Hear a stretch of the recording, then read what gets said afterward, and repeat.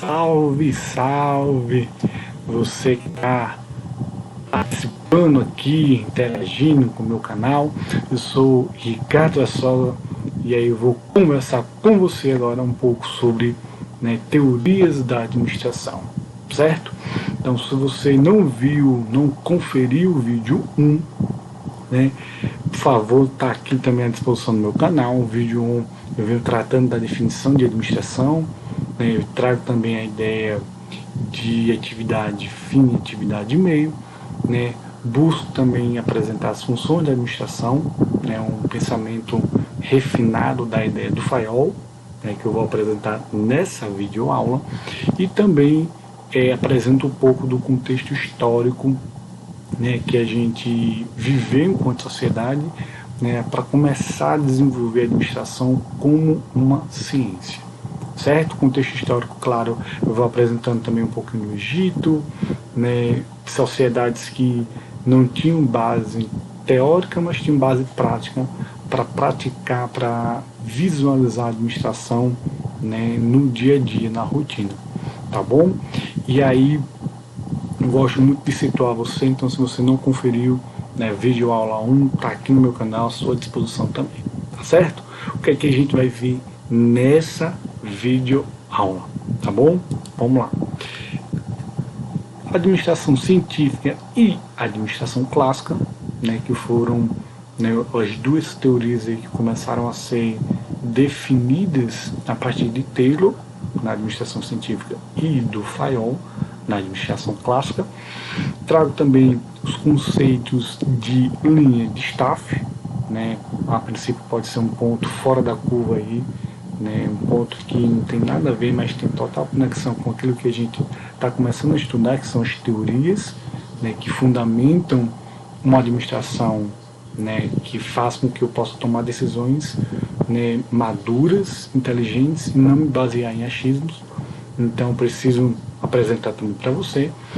Vou trazer a ideia do conceito em latim chamado Homo economicus, certo?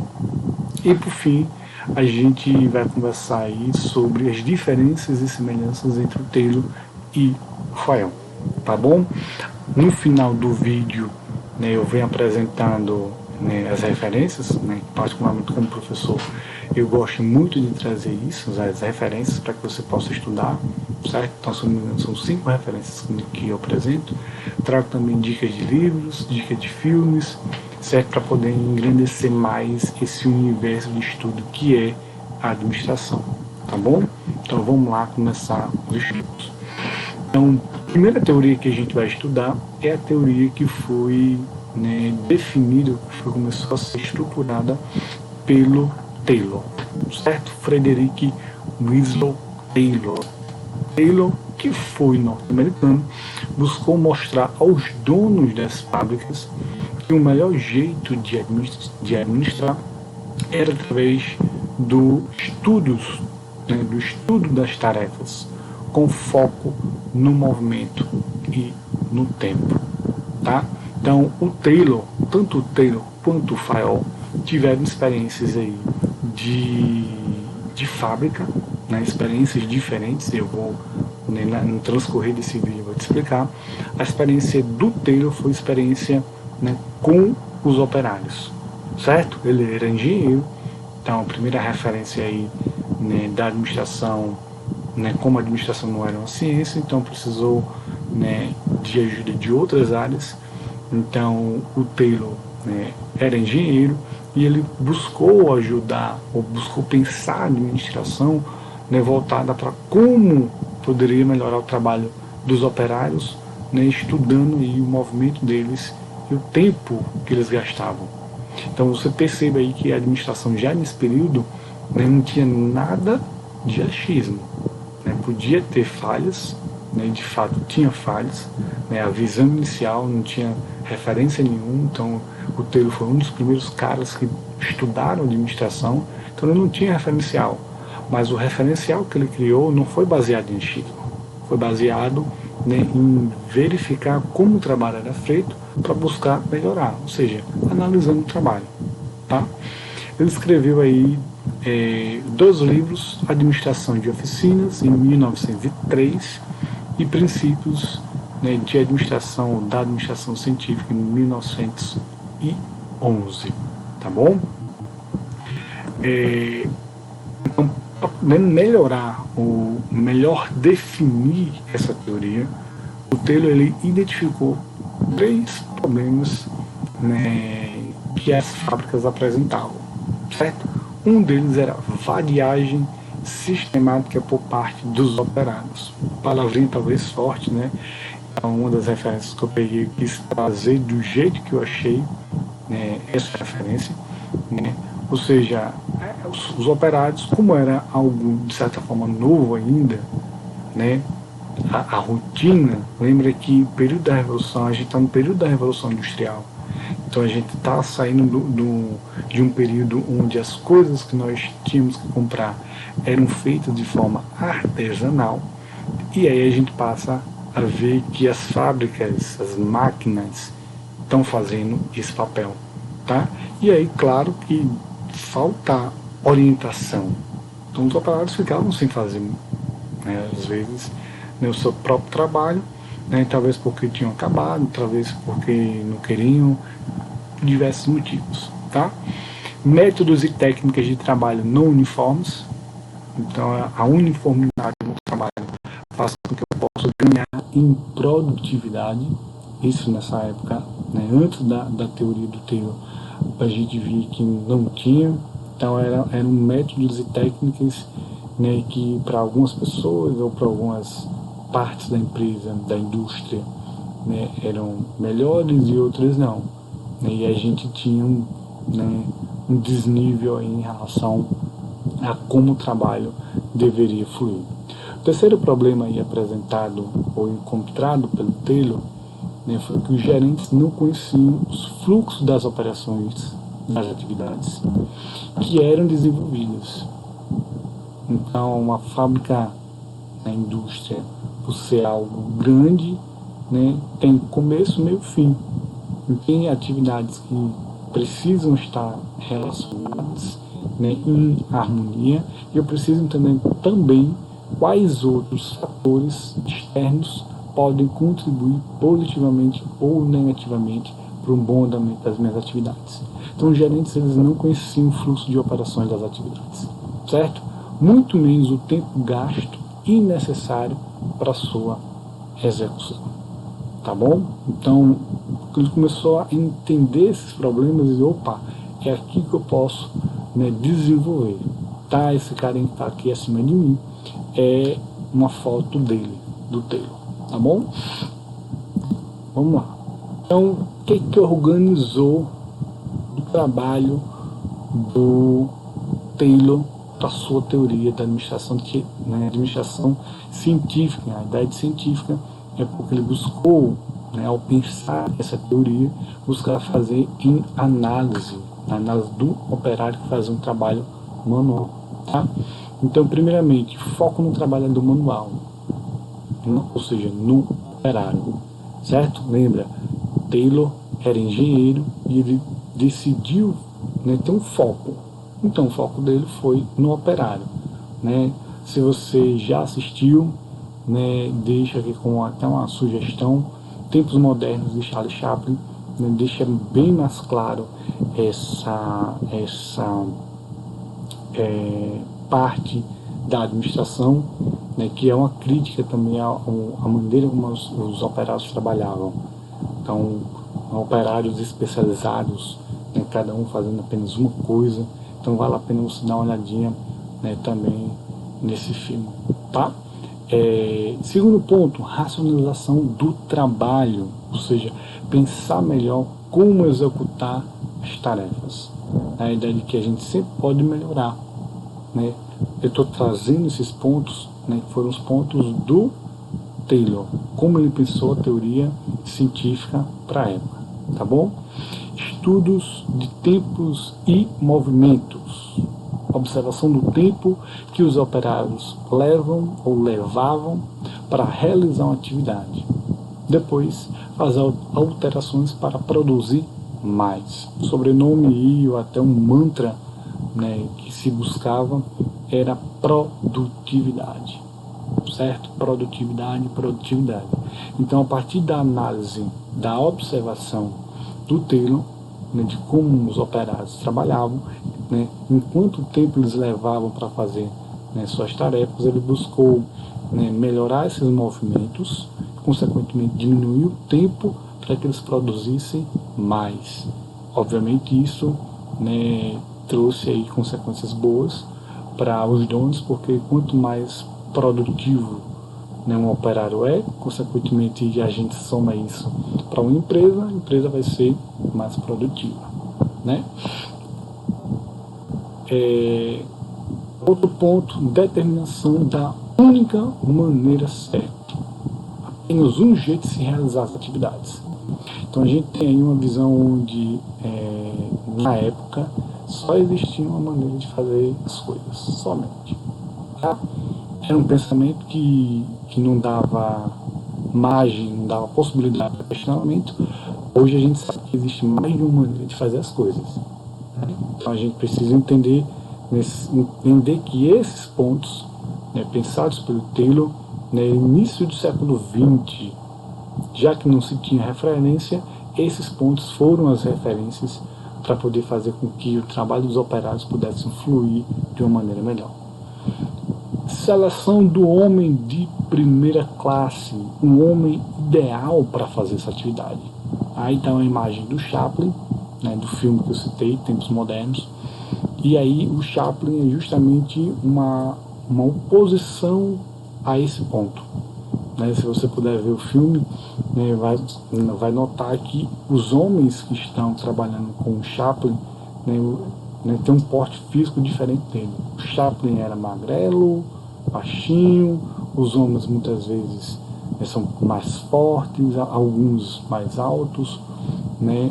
Então a visão que tinha, né, para trabalhar como operário tinha que ter um certo perfil. Se tivesse esse perfil aí, ok, trabalhava, tá?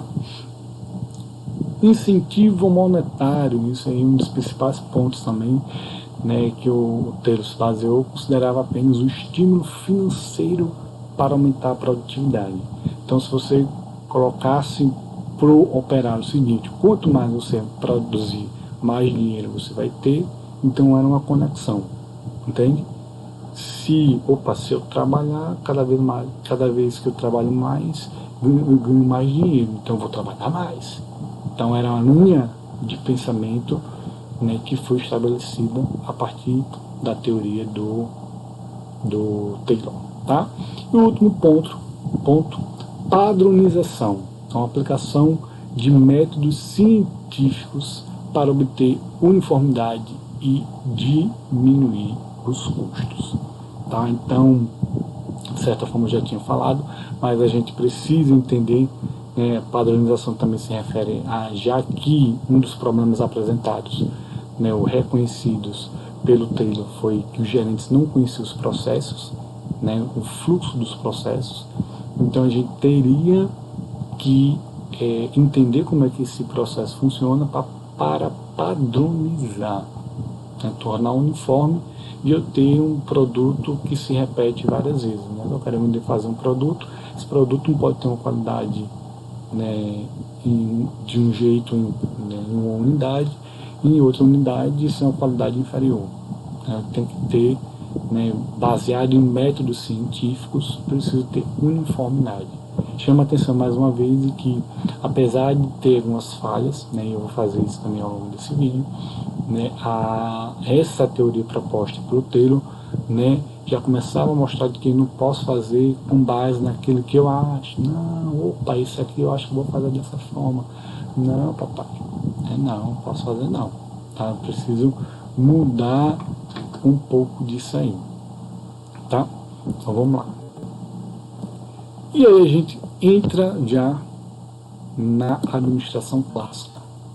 Aí foi uma ideia geral do Taylor. Agora a gente entra para conversar um pouquinho sobre o Fayol. Da mesma forma, tem uma foto dele aí, né, para você poder comparar. Eu gosto de trazer também essas referências antigas das fotos, deixa um pouco mais claro assim, mas quem foi, como é que ele era, tá?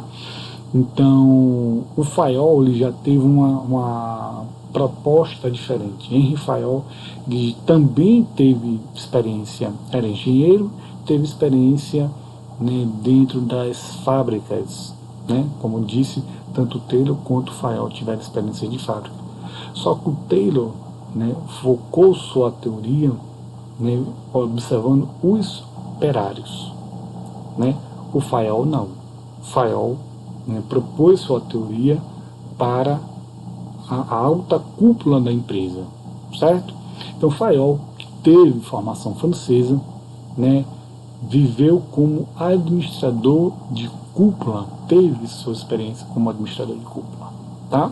Desta forma, pensou a administração para os gestores da empresa situados no nível estratégico, né? Toda empresa, basicamente, ela tem 3 níveis: estratégico, tático e operacional, né? Nessa época do Taylor e do Fayol, a gente tinha basicamente o nível estratégico e operacional, tá? Estratégico e operacional. Claro que ao longo do tempo, né, até do desenvolvimento das teorias de administração, a gente vai vendo que surge um nível tático, que hoje seria gerentes, coordenadores, tá? Mas o Fayol focou sua administração, até pela sua experiência, para quem estava no nível estratégico. Então, perceba que as experiências que eles tiveram moldaram a forma como eles pensaram a administração. E eles pensaram em períodos mais ou menos semelhantes, certo? Mais ou menos semelhantes. Só que o Taylor estava nos Estados Unidos e o Fayol estava na França, certo? O Fayol escreveu um livro em 1916, né, chamado Administração Geral e Indústria, tá bom? Para a sua abordagem, né, da administração clássica, né, a abordagem tradicional, né, o Fayol propôs 3 pontos. A minha forma de ver isso aí, pelo que é estudado do Fayol, é que ele definiu as funções do administrador, certo? Propôs uma visão inicial. Então, se você assistiu a vídeo aula 1, você deve perceber que eu expliquei lá 5 funções: planejar, organizar, liderar, controlar e avaliar, certo? Essas funções é um refinamento dessa ideia que eu vou apresentar para você, certo? Vou colocar as funções e explicar rapidamente cada uma delas, tá? Obviamente teve sua importância, porque a gente não tem a ideia refinada se a gente não tivesse as ideias iniciais. Ele propôs também princípios da boa administração, 14 princípios para ser mais preciso, onde quem está no nível estratégico, né, precisa pensar nesses 14 princípios, que é uma maneira harmônica, né, de envolver, também de se envolver com outras pessoas. Então, quando a gente fala das funções do administrador, é mais algo pessoal que o gestor precisa parar e pensar e, consequentemente, colocar em prática. Quando a gente for falar dos princípios, né, a gente já amplia mais o leque de oportunidades. Então, não é só o gestor, né, isso envolve também a maneira como eu vou me relacionar com as outras pessoas. E, por fim, o Fayol colocou aí, eu penso, as operações básicas de uma empresa, né, que são os setores. Então, essas operações, digamos assim, é o princípio, né, do que a gente pode chamar hoje tanto do organograma como da divisão tradicional das empresas, certo? Então vamos nessa, falando aí do primeiro ponto, que são as funções do administrador. A gente tem aí, ó, planejar, organizar, comandar, coordenar e controlar, certo? Tá um pouco diferente daquilo que eu apresentei no vídeo aula 1, certo? Mas porque aquela ideia que eu apresentei na vídeo aula 1 é um refinamento dessa ideia, tá? Dessa ideia aqui. Então, planejar, organizar, comandar, coordenar e controlar são as funções do administrador, segundo Fayol, tá bom? Falar rapidamente de cada uma delas aí.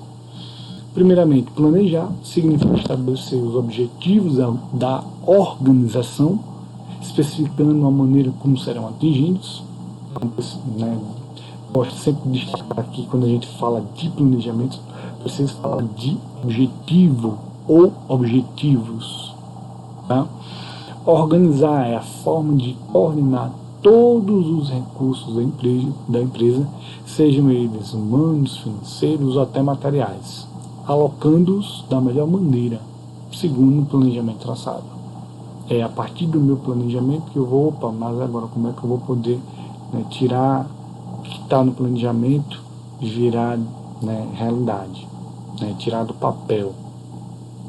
Comandar significa fazer com que os subordinados executem o que deve ser feito. Certo? Essa ideia de comandar tem muito uma seriedade aí, né? Muito uma proposta, sei lá, da organização militar, talvez. Né?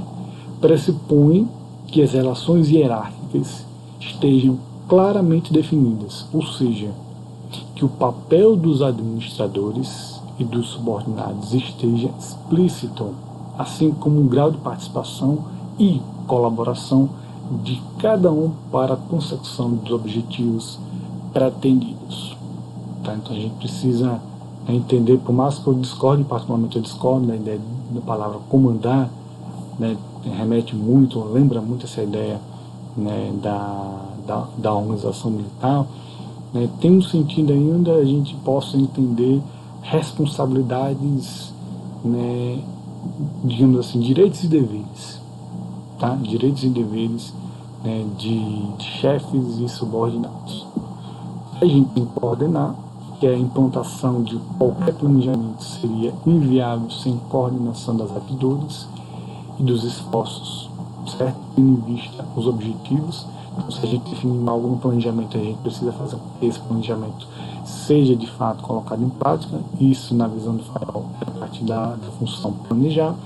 E por fim, a gente tinha a função controlar, que é estabelecer padrões e medidas de desempenho que permitam assegurar que as atitudes adotadas são as mais compatíveis com o que de fato a organização deseja. Tá bom? Você entender que quando se define o planejamento, eu preciso, né, estabelecer que não, abaixo disso não posso, abaixo disso não é competitivo, abaixo disso, então são condições mínimas. Então, a partir do momento que eu estou começando a definir condições mínimas, eu estou definindo padrões e medidas também, né, que vão servir como qualidade, referencial de qualidade. Tá bom? Segundo ponto importante aí da teoria clássica, que foi a teoria do Fayol, é os princípios da boa administração. Tá? Para ser mais específico, 12 princípios que o Fayol pensou, talvez mais ou menos assim: você não vai viver no seu mundinho quando se fala de gestão, certo? Você vai ter que planejar, você vai ter que se organizar, comandar, beleza, foram as funções que a gente viu agora, tá? Então aquele é um universo do administrador, mas o universo do administrador não se limita só ao trabalho que ele vai executar, ele sozinho, né? Ele precisa entender que esse mundo aí é um pouco mais abrangente, muito mais amplo, né? Também por isso eu acredito que o Fayol pensou esses princípios, tá bom? Então vamos falar deles aí. Os princípios do Fayol. Então vamos lá, 14 princípios da boa administração, lembrando que a teoria do Fayol foi voltada para os executivos da empresa, a galera que estava no nível estratégico, tá bom? Então, primeiro ponto, divisão do trabalho, produzir mais e melhor, obtendo o máximo rendimento. Então, o Fayol tinha em mente que as pessoas precisavam de uma pequena quantidade de tarefas, né, para que elas pudessem obter o máximo rendimento, certo? Gosto sempre de lembrar, isso é da teoria do Fayol, pensado para início do século XX. Então, muita coisa mudou de lá para cá. A gente sabe que os profissionais que fazem apenas uma coisa, né, na sua jornada de trabalho, isso aí pode levar a um cansaço muito grande. Mas para a época, né, era o que tinha. Autoridade e responsabilidade. Autoridade é o direito de dar ordens e o poder de esperar obediência.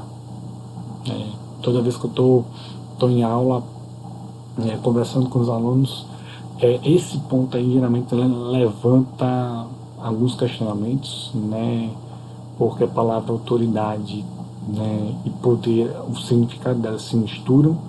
Então, autoridade, né, se você leu o livro Monge Executivo, né, talvez deva lembrar. Se você não leu o livro, vou explicar agora.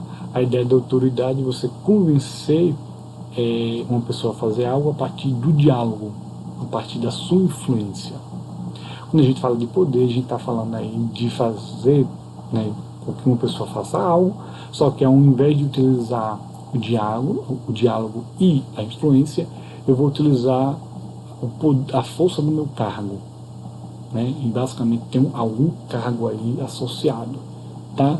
Então essas palavras meio se misturam esse significado. Então eu não vou me prender a esses significados que eu concordo, mas simplesmente a gente poder observar.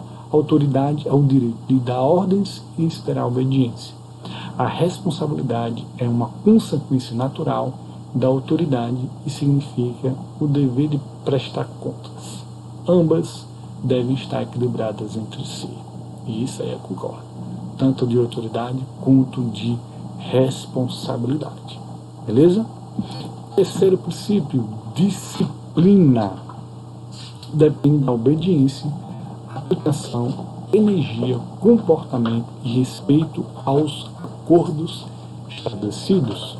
Uma regra que eu tenho quando estou em sala de aula presencial é não deixar o telefone tocar. Ninguém pode deixar o telefone tocar, inclusive eu. Então é uma regra porque isso quebra muitas vezes.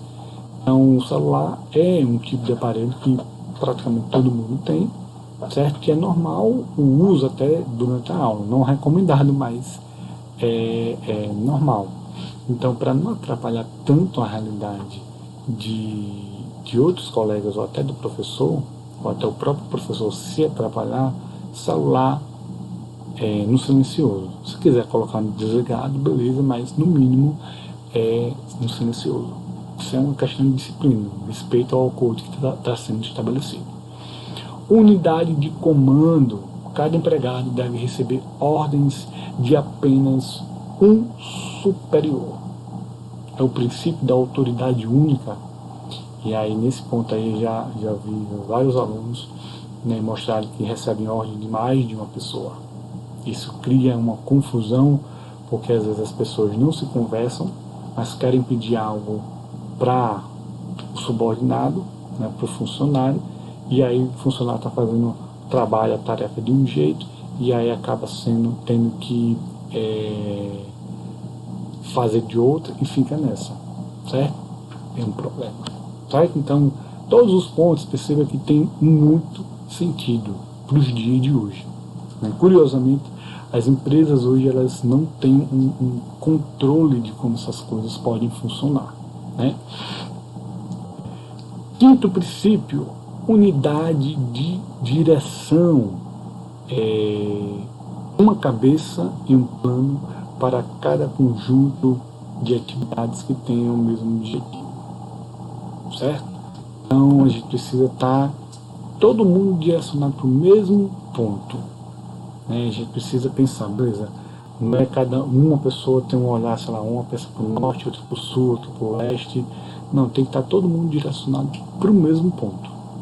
Sexto princípio, subordinação do interesse particular ao interesse geral.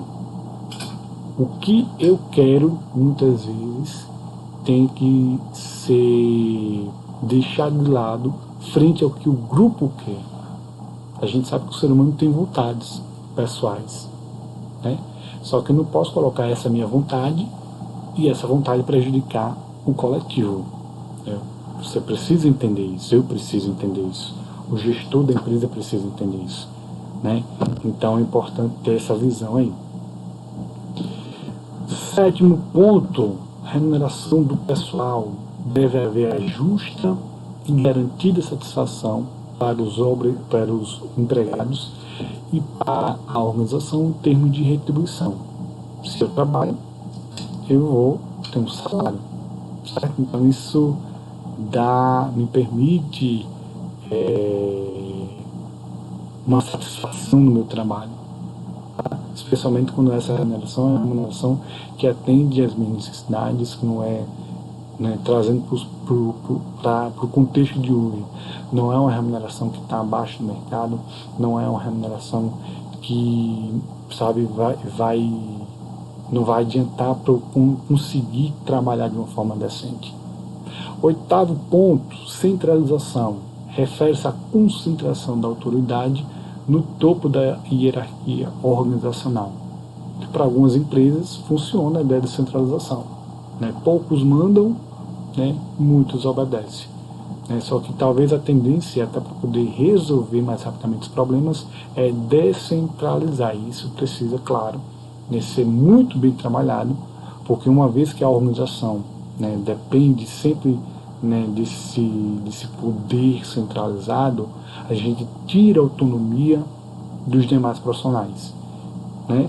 Isso, para mudar esse tipo de modus operandi, para mudar essa cultura, às vezes é muito difícil, tá? Vamos nessa. Nono, 10º e 11º. Nono ponto é hierarquia, é a linha de autoridade que vai do escalão mais alto, né, ao mais baixo, em função do princípio do comando. De certa forma, a gente está falando hoje um pouquinho disso aí no organograma, na versão tradicional dele, que é o organograma vertical, né? Quem está em cima no organograma, né, tem mais responsabilidade, tem mais autoridade, e isso vai diminuindo ao longo que a gente vai descendo nesse tipo de organograma. 10º ponto, ordem, uma coisa, um lugar para cada coisa e cada coisa em seu lugar. Tá? Precisa ter organização das coisas, equidade, a justiça deve prevalecer na organização, direitos iguais para todos. Olha que coisa linda, isso já sendo colocado no início do século XX, papai. Tá vendo tu? Né? Ou como as coisas poderiam ser dessa forma hoje, né? Então vamos lá. 12º ponto, estabilidade do pessoal. Então a rotatividade é prejudicial para a eficiência e poderia também colocar eficácia da organização. Então contratar e demitir não é legal, não só pelo clima que fica na organização, mas também porque é um custo para a empresa. Então, se eu vou trabalhar e eu tenho a certeza que eu vou, né, ao largar, ao terminar o expediente, eu vou poder voltar, porque meu emprego vai estar assegurado, isso me dá uma certa tranquilidade, certo? Quanto mais tempo uma pessoa permanecer no cargo, tanto melhor para a empresa, né, principalmente para a empresa. Para o funcionário, talvez ele tenha que passar muito tempo, é o que se conversa muito quando a gente coloca em questão a carreira, né, passar 15, 10, 15, 20 anos, né, e você não aprender nada, não ter nenhum tipo de movimentação, nem horizontal, nem vertical, isso pode ser um problema. Para a empresa pode ser uma tranquilidade, porque vai ter o mesmo funcionário ali, né, que já sabe das atividades, fazendo aquela função, está tranquilo, né? Só que para a gente talvez não. Então começa a refletir também um pouco nesse ponto. Iniciativa, que é a capacidade de visualizar um plano e assegurar pessoalmente o sucesso desse mesmo plano. E último, espírito de equipe. Último princípio, harmonia e união entre as pessoas são a grande força, né, ou as grandes forças aí para a organização. Certo? Então, todos os princípios eu me baseei em Tiavenato, 2011, para poder trazer essas explicações aí para você. Tá bom? Então, vamos seguir aí para o último ponto aí da teoria do Fayol. Certo? Que foram as operações básicas de uma empresa. Como eu tinha explicado um pouquinho antes, essas operações elas nos permitem enxergar, né, os setores hoje.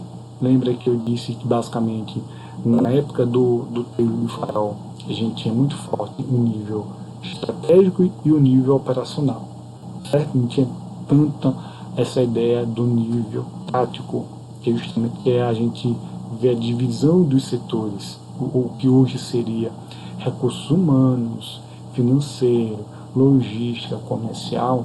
Essa ideia, né, começa a ser pensada a partir desse pensamento do Fayol, tá? E também pode ser uma forma da gente entender também o organograma da empresa, como a empresa ela pode ser dividida, tá bom? Então vamos lá. Segundo Fayol, a gente tem 6 funções empresariais, 6 setores, digamos assim, tá? Setor técnico, comercial, financeiro, de segurança, de contabilidade e administrativo, tá? E administrativo. Então eu vou falar rapidamente de cada um deles, só para você ter uma noção aí do que a gente poderia visualizar.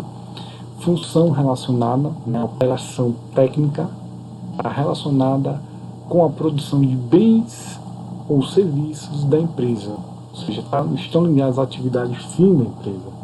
Fayol não considerava a capacidade técnica, né, a função primordial de uma empresa, né? Se eu estou falando de atividade fim, não é primordial, então assim, aparentemente é contraditório, mas tranquilo. Operação comercial ou função comercial relacionada à compra, venda, né, e permuta de matéria-prima e outros produtos. Operação financeira, função que trata da capacitação da gerência de capitais. O capital é necessário para toda e qualquer atividade da empresa, pois sem ele não é possível comprar matéria-prima, pagar funcionários, enfim. Então, precisa de uma área para isso, de um setor para isso. A operação de segurança visa proteger bens e pessoas de problemas como roubo, inundações, obstáculos. A operação de contabilidade está relacionada aos registros contábeis. E, por fim, a operação administrativa coordena, né, de forma sincronizada as demais atividades. Tá? Então perceba aí que tem coisa que às vezes pode ser até do mesmo jeito que foi pensado pelo Fayol, e tem coisas que foram redefinidas, renomeadas. Mas para você ver que como a experiência do Fayol foi de cúpula, né, estando na cúpula da empresa, ele teve uma visão extremamente interessante, bastante pertinente, né, de como a empresa ela poderia se dividir para se organizar melhor. Tá bom? E aí, dentro dessa ideia, né, que eu apresentei, tanto do Taylor, com a teoria da administração científica, quanto do Fayol, né, que eu apresentei os 3 pontos daí do Fayol, eu vou conversar com você agora sobre o princípio de linha e de staff. Um conceito extremamente simples, certo? Os órgãos de linha são aqueles responsáveis pelo alcance dos objetivos básicos da organização, presumindo autoridade pela posição ocupada, se liga aí, na estrutura organizacional, certo? Então, quando a gente fala do conceito de linha, são pessoas que ocupam cargos que estão dentro da estrutura organizacional da empresa. Exemplo que eu coloco aí, você está vendo no primeiro parágrafo, gerente de logística, certo? Então ele tem uma área, logística, e tem uma função, um cargo, gerente, tá? Então essa pessoa, uma pessoa que ocupa um cargo de gerente de logística, dentro da estrutura organizacional, né, tem autoridade, tá? Os órgãos, por sua vez, de assessoria, ou como é mais comum talvez até falar staff, às vezes eu ia para alguns eventos e viam as pessoas com camisa de staff, eu digo, nome bonito para dizer apoio, né? Mas enfim, por sua vez, ligam-se indiretamente aos objetivos básicos da organização através de setores de linha, que sua autoridade é apenas pela função. Como assim? Quando eu estou os órgãos de linha, quando eu estou dentro da linha, estou dentro da estrutura da empresa. O staff, ele não está vinculado à estrutura da empresa, ele não faz parte, na verdade, mas ele se vincula a essa estrutura ou a algum cargo dessa estrutura para dar apoio. Tá? Por exemplo, um assessor jurídico, né? Dependendo do organograma da empresa, um assessor jurídico não faz parte da estrutura da empresa, mas ele está, né, indiretamente contribuindo para que o objetivo da organização possa ser atingido. Consultor de RH não está dentro da estrutura, mas permite, por exemplo, que o RH possa se reorganizar. Então não é ele que vai definir, que vai provocar mudanças, ele talvez possa só sugerir. Cabe ao RH, né, que está dentro da estrutura organizacional, realmente definir, ou alguma pessoa de algum cargo, tá bom?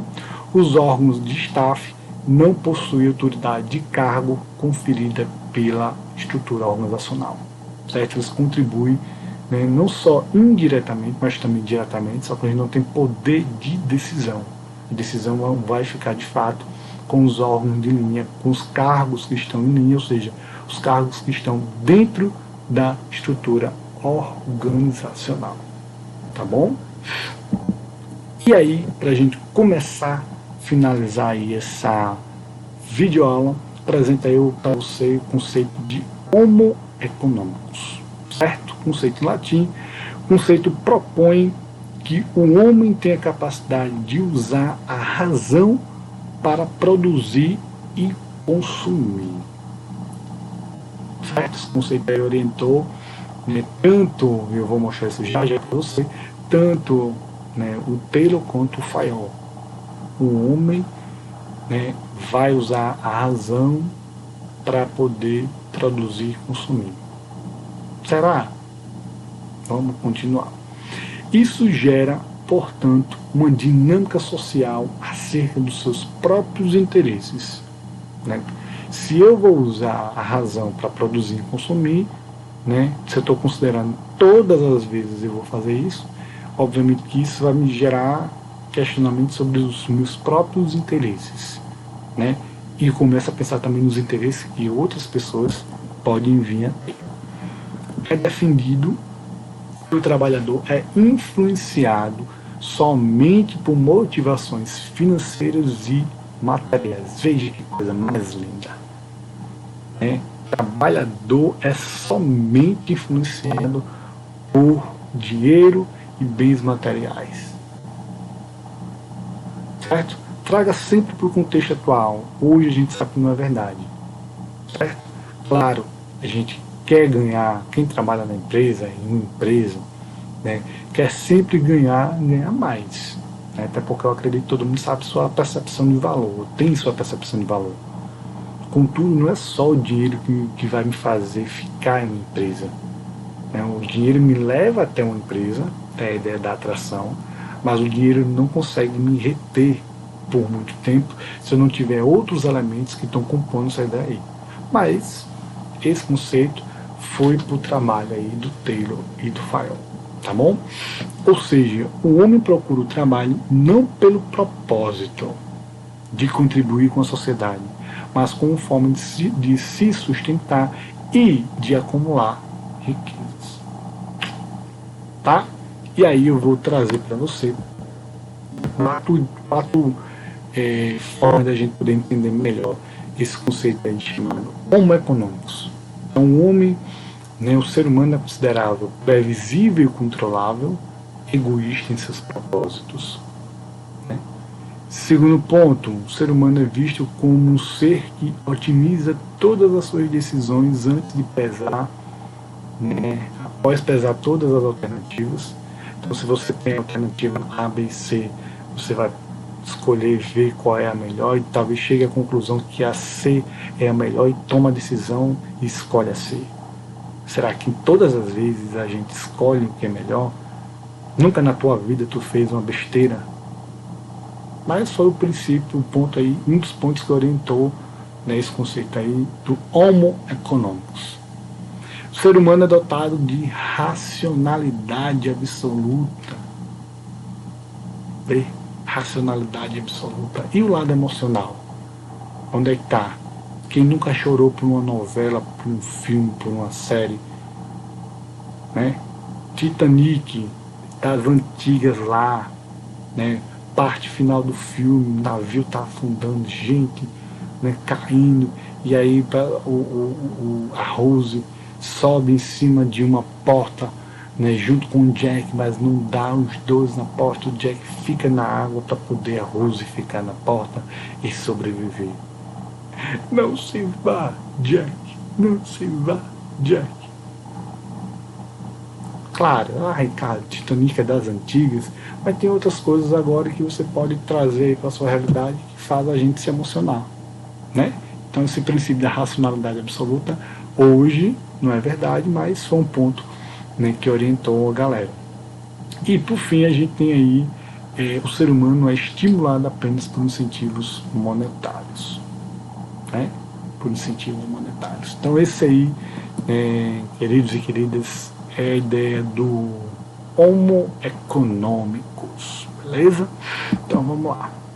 Quais são as diferenças entre o Taylor e o Fayol? Então do seu lado esquerdo está o Taylor, do lado direito está aí o Fayol, certo? Então o Taylor pensou a administração com foco no operário, ela que está no chão de fábrica, que estava no chão de fábrica. Já o Fayol pensou a administração, né, para o gestor da empresa.